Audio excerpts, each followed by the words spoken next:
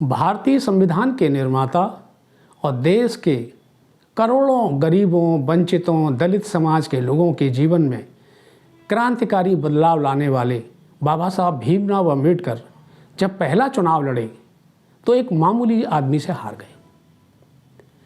हार गए या उन्हें बुरी तरह से हराया गया।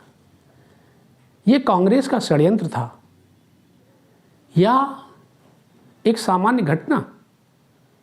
फैक्ट ये है कि बाबा साहब कांग्रेस की नीतियों से बहुत नाराज़ थे। इसी नाराज़गी के चलते, इन्हीं मतभेदों के चलते जो नेहरू से उनके हिंदू कोड बिल और महिलाओं को समान अधिकार देने के मुद्दे पर ज़्यादा बढ़ते जा रहे थे, उन्होंने कांग्रेस पार्टी छोड़ दी, सरकार से इस्तीफा दे दिया और शेड्यूल कास्ट फेडरेशन बनाई। जब देश में पहले चुनाव हो रहे थे तो बाबा साहब बॉम्बे सेंट्रल से खड़े हुए। उन्होंने चुनाव लड़ने का जो निर्णय लिया वो बहुत सोच समझ के लिया। वे चाहते थे कि जो देश का शोषित, दमित, कमज़ोर और पीड़ित वर्ग है, मजदूर है, उसकी आवाज़ मजबूत हो और संसद में मजबूती के साथ उसे उठाया जा सके। ये वो समय था जब कांग्रेस देश की सबसे मजबूत पार्टी थी। देश में नेहरू जी की दमक, उनका प्रभाव चारों तरफ बोल रहा था। हर तरफ नेहरू और सत्ता की ताकत दिखाई देती थी। ऐसे में सामान्य मामूली साधनों वाले बाबा साहब ने जब चुनाव लड़ने का फैसला किया तो ये सवाल उठ रहा था कि बाबा साहब कैसे जीतेंगे। इनके पास शासन है, सत्ता है, धनबल है, लेकिन बाबा साहब के इरादे बेहद मजबूत थे। लेकिन उन इरादों को एक षड्यंत्र ने बुरी तरह पराजित किया। आज हम आपको बताएंगे कि बाबा साहब की वो ताकत किस तरह से आगे फलीभूत हुई और उन्होंने इस हार से क्या सबक लिया। नमस्कार, मैं हूँ उदय यादव। हिंदी वार्ता में आपका स्वागत है।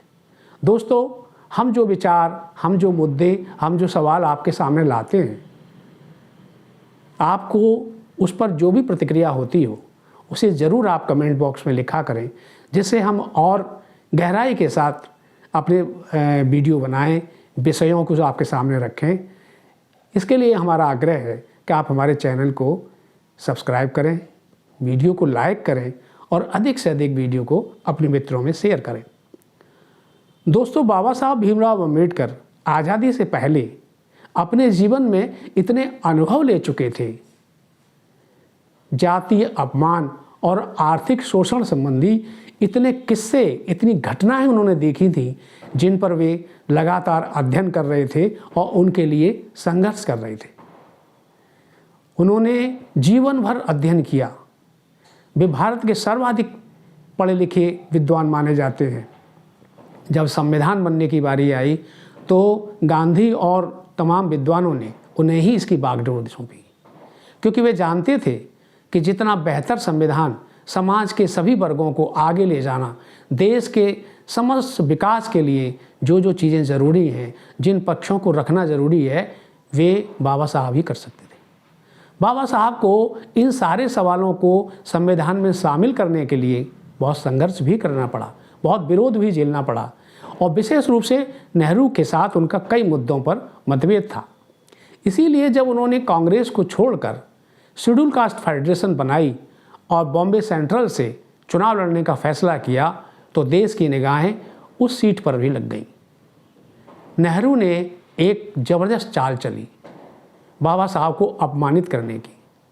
उन्होंने बाबा साहब के खिलाफ, बाबा साहब के एक सहयोगी, कांग्रेस के एक व्यक्ति नारायण काजरोलकर को खड़ा किया। नारायण महार जाति से आते थे और बेहद मामूली परिवार से थे। उनका परिवार दूध का कारोबार करता था। एक विद्वान शख्सियत के सामने नेहरू जी ने एक सामान्य व्यक्ति को खड़ा किया।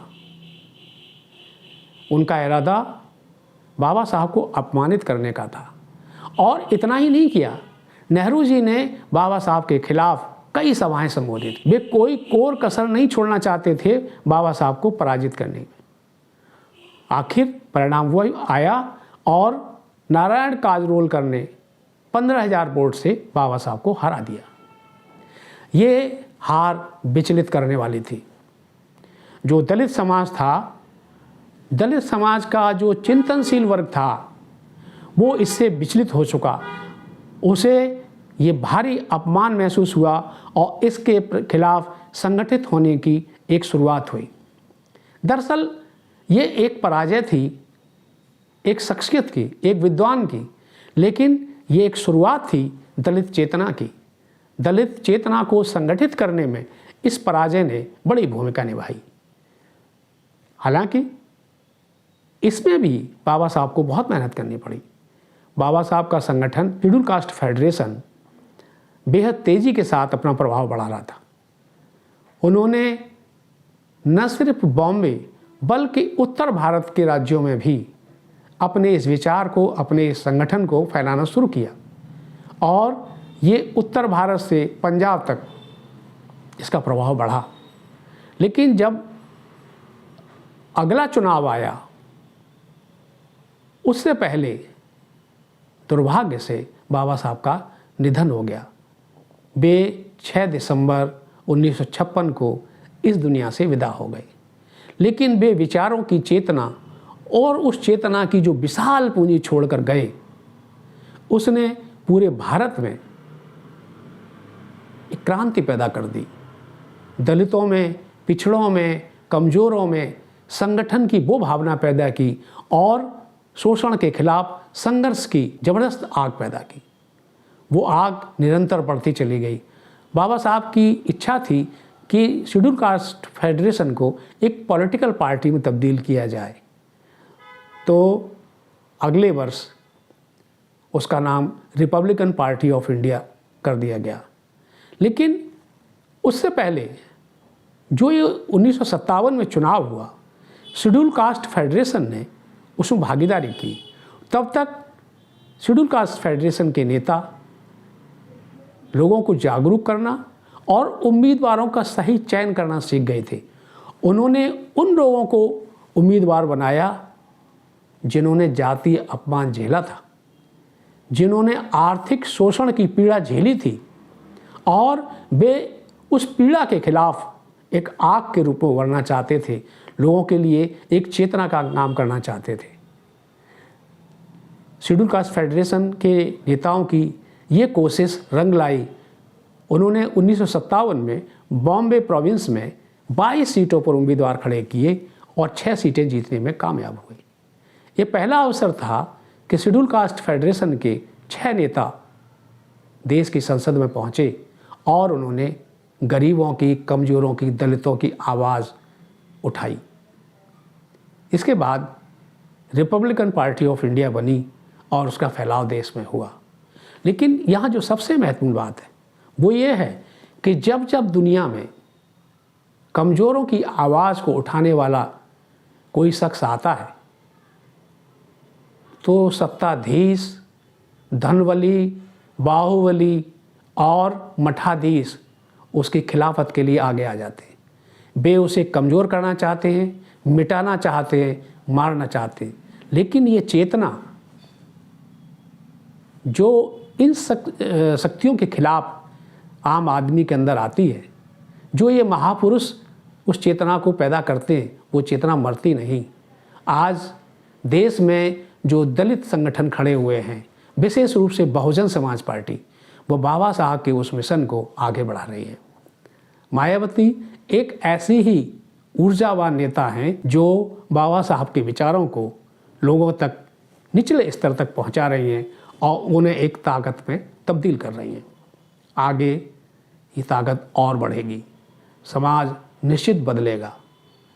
दोस्तों, ये था हमारा आज का विचार कि किस तरह से बाबा साहब को चुनाव में पराजित करने के लिए कांग्रेस ने हथकंडे इस्तेमाल किए। आपको कैसा लगा कमेंट बॉक्स में ज़रूर बताइएगा और अगले वीडियो का इंतज़ार कीजिए जो हम नए विषय के साथ लेकर जल्द आ रहे हैं। तब तक के लिए नमस्कार।